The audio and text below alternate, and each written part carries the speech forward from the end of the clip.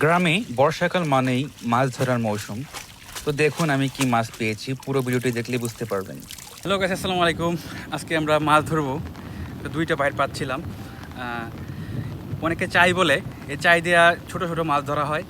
তো আজকে প্রসেসটা আপনাদেরকে দেখাবো আমি কতগুলো মাছ পাই। দেখতে থাকুন আমার ভিডিওটি খুব ছোট হবে, খুব বড় করব না। দেখতেই পাচ্ছেন প্রচণ্ড বৃষ্টি হচ্ছে, এত বৃষ্টি যে চারদিক পানি দিয়ে থই থই হয়ে গিয়েছে। এই যে আমি এখানে আমার একটি বাইর পেতেছিলাম, অনেকে চাই বলে থাকেন যেটিকে। আমি যদি দেখাই ক্ষেতগুলো দেখেন, এগুলো ধানের ক্ষেত, সব পানি দিয়ে সাদা সাদা হয়ে আছে। তো নেমে গেলাম বাইর তুলতে। অনেক অঞ্চলে এটাকে চাই বলে, আমরা বাইর বলি ময়মনসিংহের অঞ্চলে। তো উপরে যে ঘাসগুলা দিয়ে রাখছিলাম আমি, এবং আশেপাশে যে কাদাগুলা ছিল সেগুলা পরিষ্কার করে তারপরে বাইকটি তুলতে হবে। সেই প্রসেসটাই এই মুহূর্তে দেখাচ্ছি, দেখেন।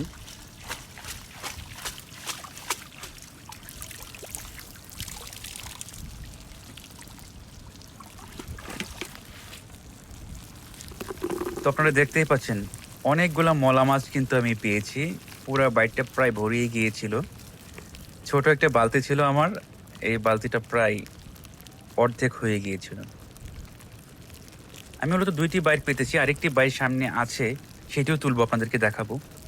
ওইটাতে তো দেখাবো কি মাছ আমি পাই। বর্ষাকাল আসলে এইরকমভাবে আমি মাছ ধরি প্রায়।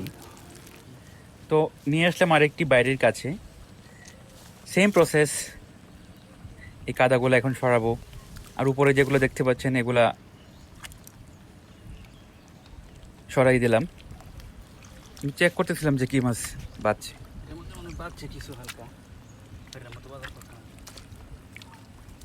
তো কাদাগুলো সরিয়ে বাইরটা এখন তুলবো। ওই দেখছেন বাইরের মুখ দিয়ে কিন্তু বের হয়ে যাচ্ছে মাছ, তার মানে এটা অনেক মাছ বের।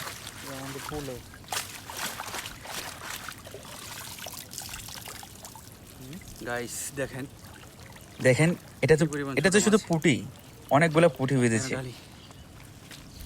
মূলত বর্ষাকালে যখন বৃষ্টি হয়, তখন বৃষ্টিতে এই ছোট মাছগুলা বাহির থেকেও আসে উজানের পানিতে, এবং পুকুর থেকে বের হয়ে যেতে চায় অনেক সময়।